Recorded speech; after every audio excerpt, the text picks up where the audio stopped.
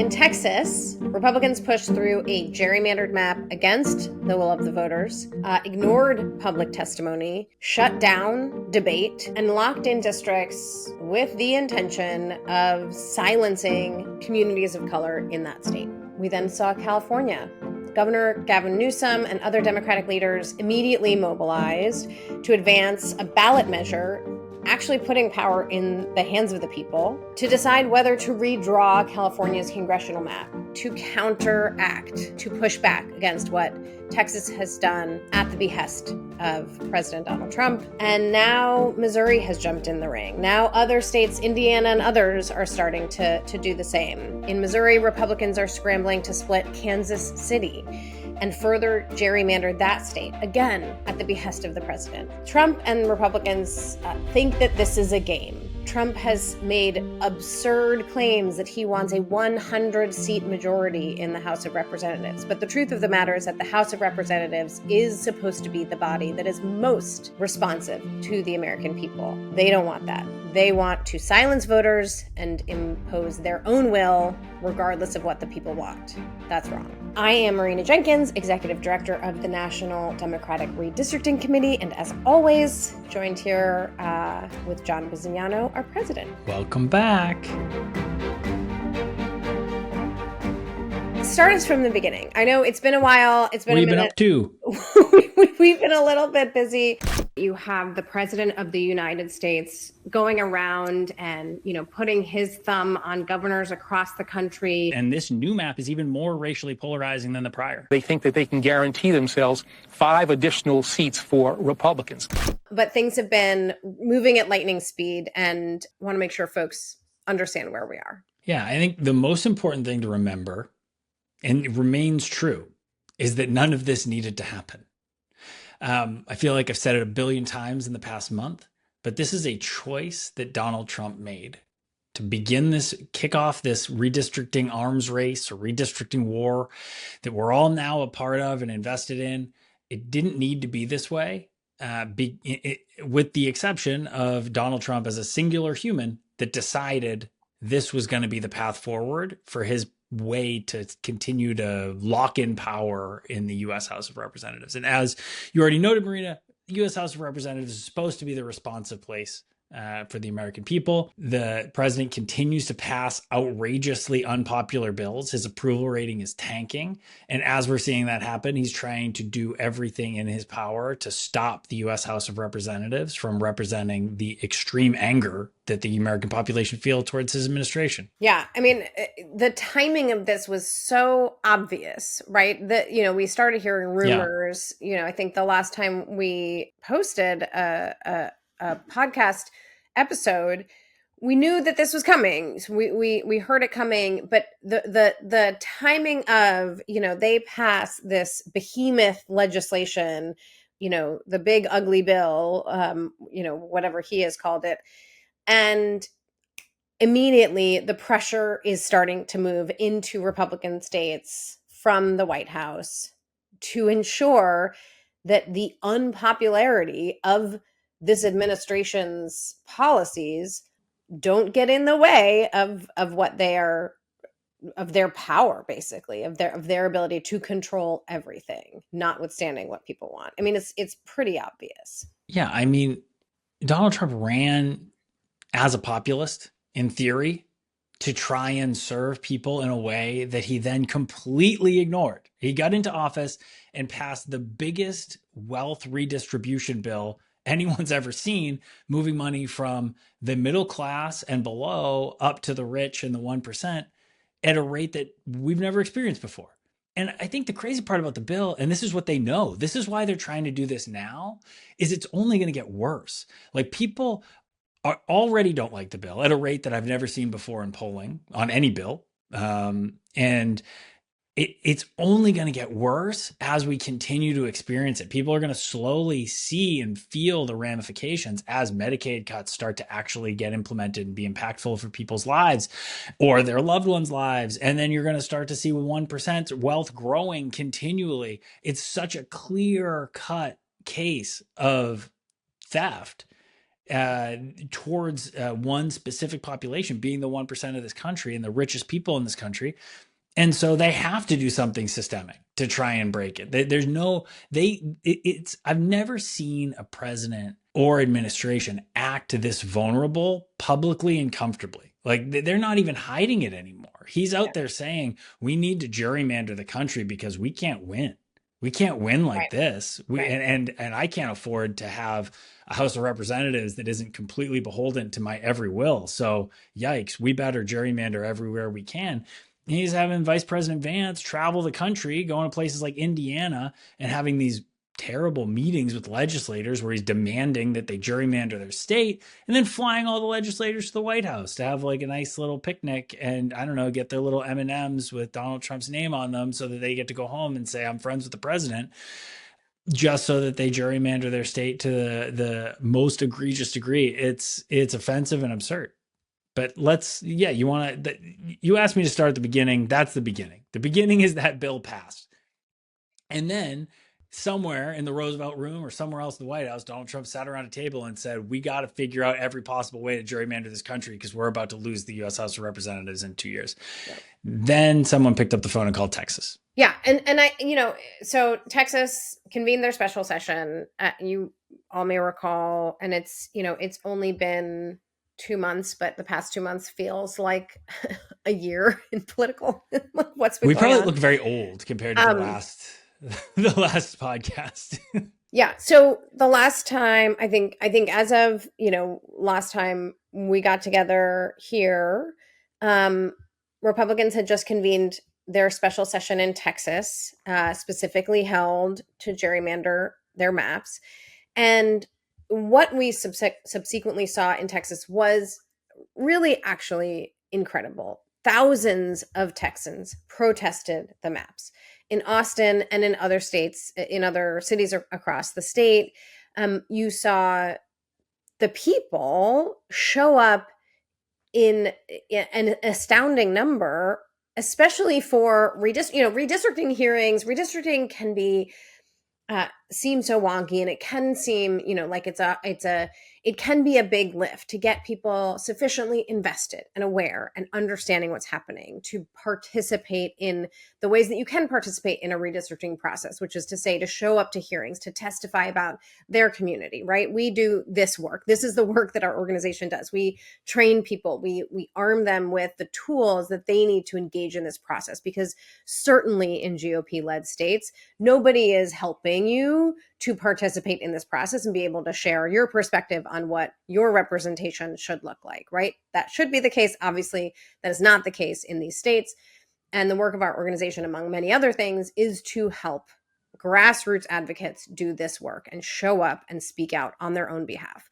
And thousands of people in Texas did that. And it was really, really remarkable to see. And that energy was matched by the Democratic legislators staging a walkout to delay the vote. So they, what's called broke quorum, right? They left the state in order to keep the Republican-controlled legislature from being able to actually pass these new maps. And that walkout was successful in that they kept the Republican legislature from being able to pass the new gerrymandered map during that first special session. Each special session lasts 30 days. And it was successful not only in regard to them being able to stop the map from being passed during that special session, but it also drew so much national attention to what was happening. And that is incredibly important, not only for Texas, but for all of these other states, right? Just raising general awareness around the fact that this is happening. And it's so important because it's important to everyone across the country that what's happening is that the president and his, party are trying to ensure that they have zero accountability to the American public. And so, what those legislators in Texas did was really, there was a lot of sacrifice. It was a big deal for them to do this. They had to leave their families. They had to leave their jobs, to be able to leave the state and stand up for what's right and stand up for our democracy. So, just really want to take a moment to applaud the work that was done in Texas. Yeah, and stand up for their constituents too. They weren't taking a stand for national play. It was their people, the people that they represent and that they're sent to Austin to represent did not want this. And frankly, Republicans too, on the ground that were sending Republican members to Austin didn't want this either, but their members didn't seem to care. So, after the weeks of standoff, ultimately the legislators returned to Texas and the Republicans, muscled the map through anyway. In fact, they used a sneaky procedural move. Sneaky is an understatement. It's, I think, just wrong to stop a Democratic senator from filibustering. She was preparing to filibuster. It was, she was preparing for 12 or 15 hours to stop and try and stall the vote in the Texas Senate. And ultimately, they passed the bill out of the Senate in the dead of night, around 2 a.m. And I think that also just tells you, like, how much they don't care. It's like both things are true, that they don't care what their constituents want or that people want, and also that they're so ashamed of this that they want to do it in the dead of night. They don't want to do it in the light of day. It's just, these people are unhinged, and it's just astonishing that Republicans are doing this and doing it with a straight face. Yeah, it's so embarrassing. I mean, it's like it carries through to Abbott. Abbott signed this bill. This is a guy that has continually in private talked about how brave he is and how proud he is of this gerrymander. And then he signs it, like, I don't know, in the basement of his house, not surrounded by people. He loves the bravado. He loves to show off. And he signs it in the basement of his house with like some shutters behind him, by himself, quickly in the middle of the night, trying to get this as behind him as possible on a Friday night. It's like, if you're going to do it, at least, stand up for yourself, be brave. Is you're going to show up and just try and do it at night like this? It's so embarrassing. I don't know. I'm embarrassed for them. But litigation followed suit. The litigation followed immediately after. And the map itself, I mean, just to sort of very quickly talk about the map, this map from beginning to end is first of all a gerrymander on top of a gerrymander, which is Biz's line. I don't want to steal your line. But it's true, right? Like the 2021 map that the state passed was already in litigation for 3.5 years. And so they replaced an existing gerrymander with an even more extreme gerrymander. That was designed to dilute the vote of people of color in Texas. And if it goes into effect, would achieve that. And so, very swiftly, within hours of the Senate passing the map, our affiliate, the National Redistricting Foundation, filed legal action against the map. Other plaintiff groups followed as well. And so that argument is going to be heard for 10 days starting October 1st. So this is going to move quickly, and the court was primed for it. The court is unamused by what the state is doing and, ready to move forward. The state claimed, it would be impossible for us, to argue this case in that time frame, in that short time frame. And the court said, nope, we're going to hear it October 1st. So I think that's a very good sign of the path forward in litigation in Texas. But it's just atrocious that it has to be this way, this is just the whack-a-mole game that we have to play to fight for our democracy. Yeah. I also want to be clear, because I think I've gotten a lot of questions about the way that litigation gets filed, especially around racial gerrymandering, or the Voting Rights Act and vote dilution. And what we saw in Texas was a continued parade of Republican legislators saying what they're doing was political and not racial. And it was almost a joke. It was like everybody walked out of their lawyer's office and just stood up before on the floor of the House or the Senate and said, this is a political gerrymander, thank you, and then got off the floor. And it's like what they're trying to do is prevent a reality in which they can claim that this is only political and not racially based. However, unfortunately for them, reality also ensues. Like that, you can look at the map and statistically prove what they're trying to do without a string of emails that say something absurd in it, right? They're acting as though if they go up and say and don't say they're racist in their motivations, then it doesn't count as racism. And that's simply not how it works. Right. But I mean, that is all true. But even that said, like in this case, you actually do have in writing the Right. president, the president's Department of Justice sending a letter saying, please dismantle these districts that contain voters of color who, God forbid, are having their political will realized, are being able to elect candidates of their choice. Please go dismantle them because we don't like that they exist.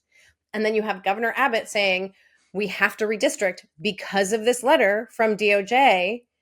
And then they tried so hard to walk away from that. They tried Yeah. so hard to pretend that that isn't what happened. And, you know, you say this all the time, is like this, and you said at the top, like, we don't need to be here. There is no reason for Texas to have a new map. The only reason they did this was, according to Governor Abbott, the letter they got from the Trump DOJ. So you don't just get to decide. That's like why like the structure of the decennial redistricting process exists, because it comes after the census, when we get the newest data about where people are living and who's moved in and who's moved out, and people have died, people have been born, right? There's like the natural population shifts of the country.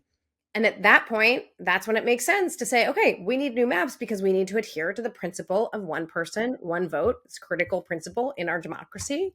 And anything beyond that is unlawful and unnecessary. And so you don't get to just like decide that you want more political power and therefore it's time to redraw. And so Texas went, and then we're off, right? The as you noted, Marina, the state legislators in Texas were heroic in their time that they took away from their families in order to prevent this from happening extremely quickly. And what that did was, I think, allowed a lot of folks within the country to wake up and realize that this is a real problem. And just a reminder, to be boastful for a moment, and great thanks to our organization's work over time, but we have experienced for the past two election cycles, congressional election cycles, the most representative maps maybe in this country's history, right? Extremely representative maps. Now, not every state's perfect. You know, Texas was gerrymandered before this, as we noted. We were litigating on that. There are things that weren't great. But on the whole, nationally speaking, the maps were pretty competitive and certainly allowed both parties to compete, had a decent number of competitive districts.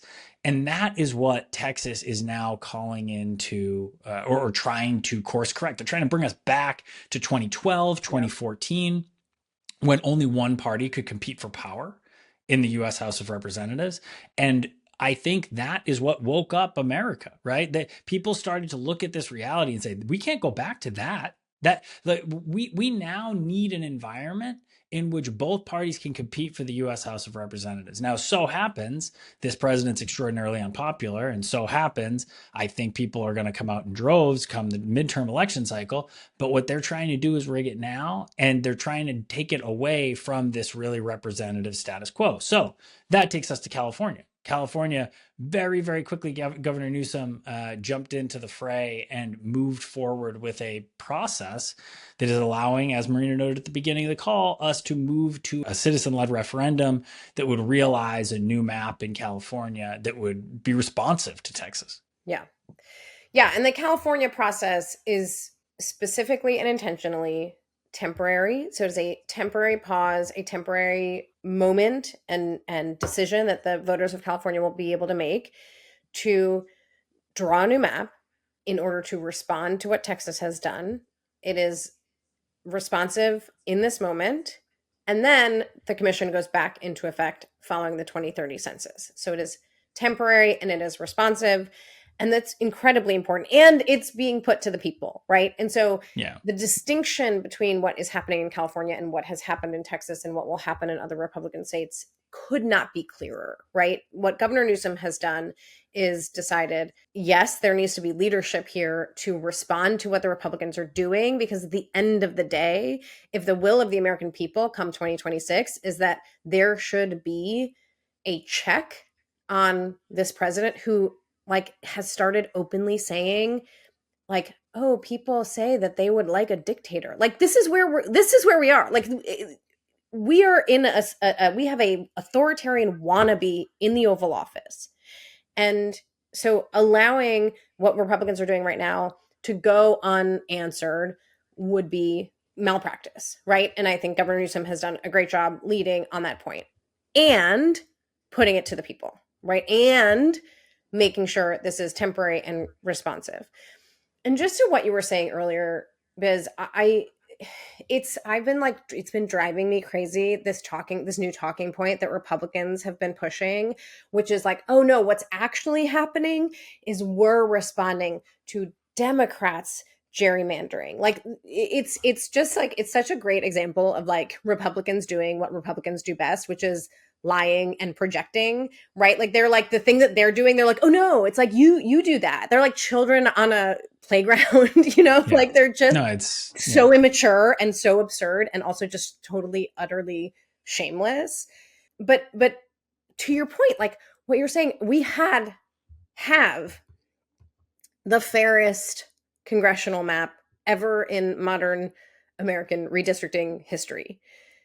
That is, like, we have a map that is responsive to the people, that as the people move, control of Congress can move. That's the goal. And that's what they are trying to, to destroy, basically.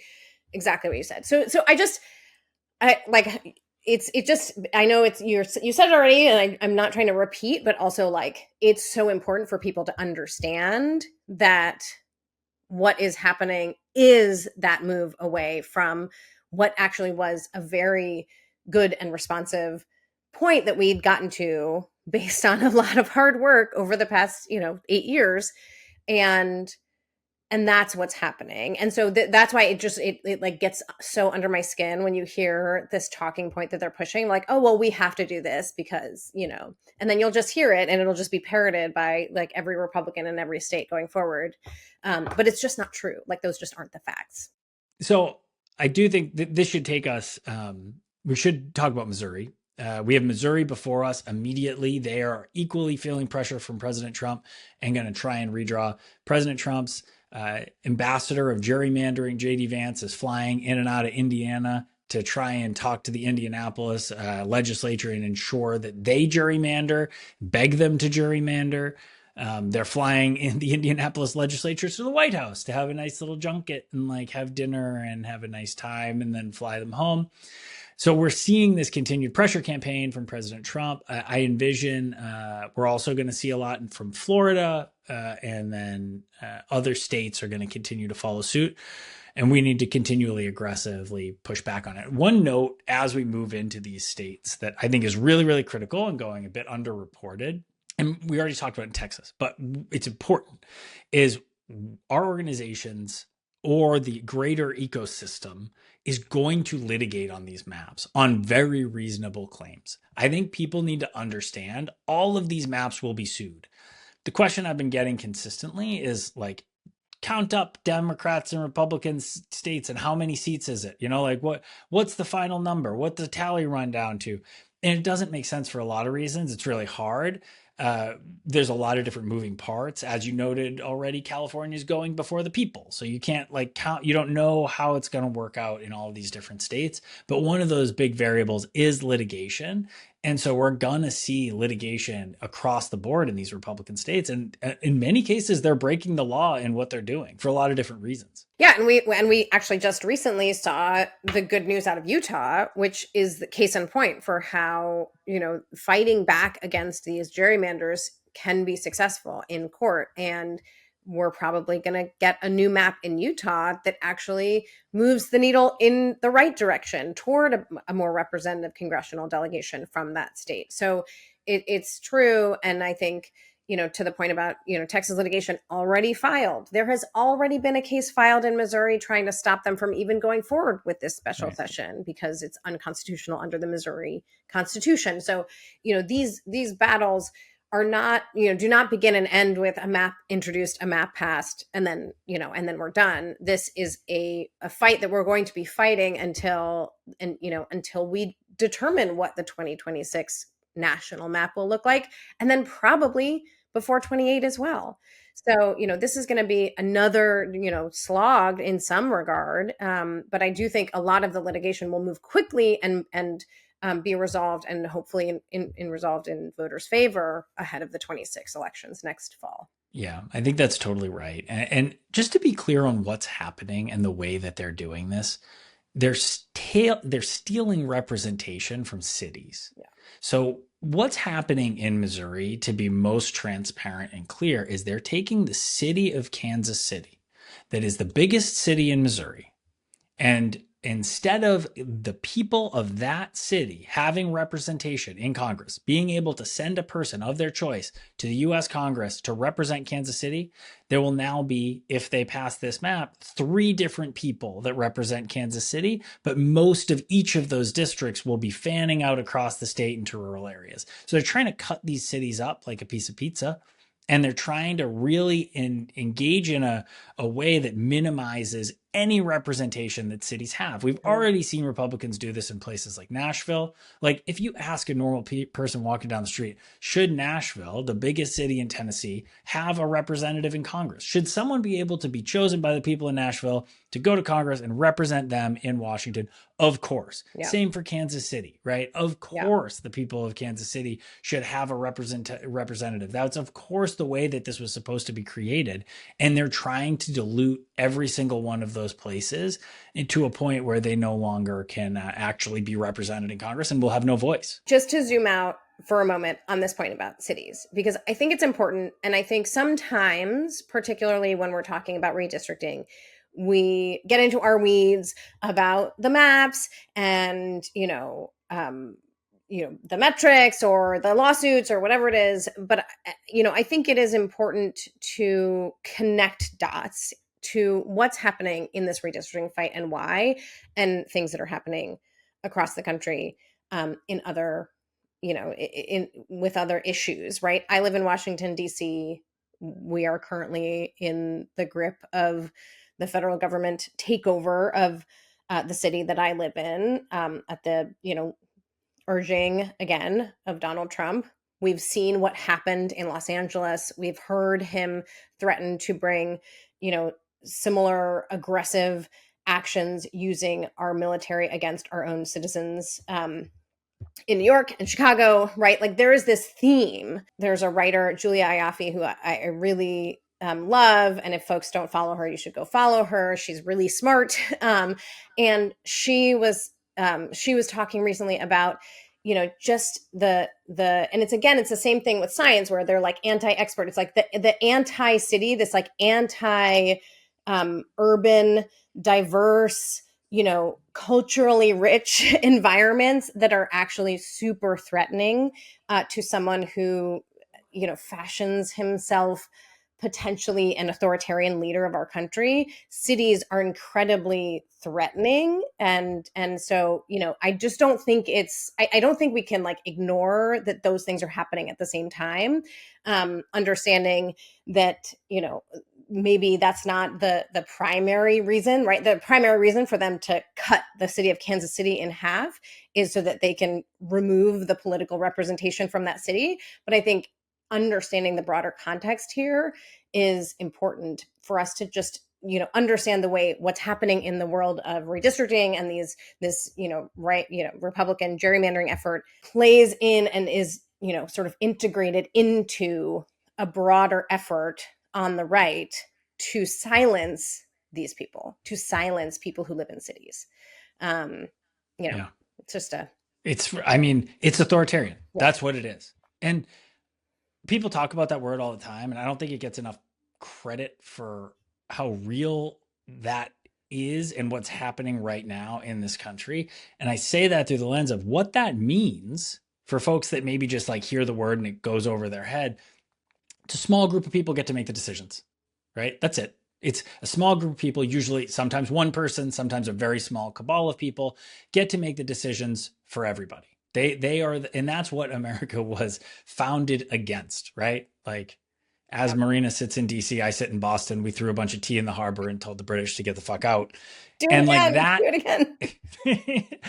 again. and that because we didn't ever like a small group of people being able to tell anybody what to do. We wanted a voice. Everyone wanted a voice. We wanted more people here to have the voice. And that's the same thing. But the tale that you're weaving, Marina, is true in DC, but it's also so clear and true in Texas, where in Texas, we for months have been talking to people on the ground in Texas who have been saying they're never going to do it. No one wants to redraw. It's not important. Republicans and Democrats, nobody likes it.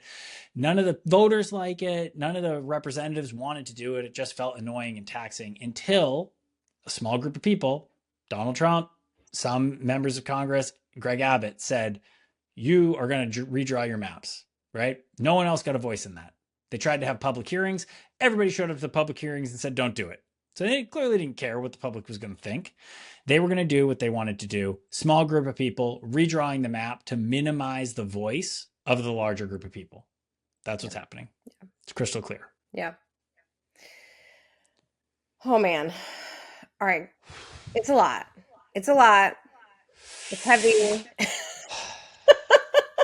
But listen, this is the work, right? This is the work to fight for our democracy. And, at NDRC, we are using every tool at our disposal to stop what is happening. But, we can only do it with the help of all of you wonderful people across the country who want the same thing, which is to have a government that represents you, that allows your voice to be heard.